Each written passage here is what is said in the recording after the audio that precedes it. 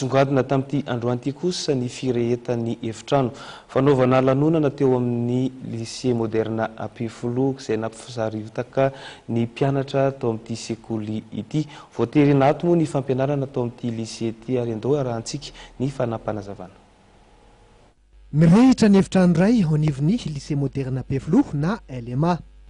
Araka ny nambarana tompon'andraikitra sendra tafarisaka taminay ity ny toerana dia ny efitrano fandraisana lanonana ity nyrehatra ity vokatry ny court-circuit.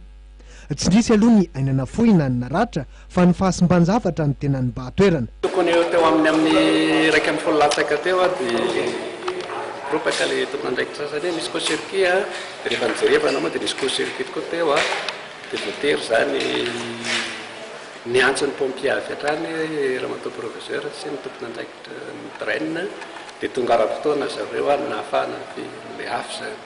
Manaraka an'izay moa dia nanao ny ainy tsy ho zavatra koa ilay mpianatra nitoraka fasika avy tao ambony tao dia izay anisany nahafehezana ny afo.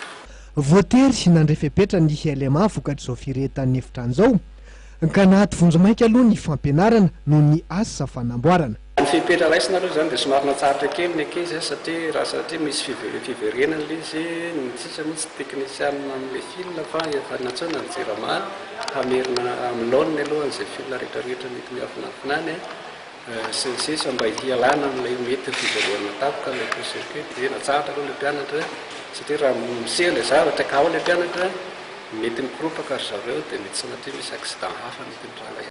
Amin'ny 12 May avy izao no miverina mianatra ny mpianatra ao amin'ny LMA. Tsy misy fandraisany velively amin'ny fitokonana izay ataon'ireo mpiasa amin'izao fotoana izao.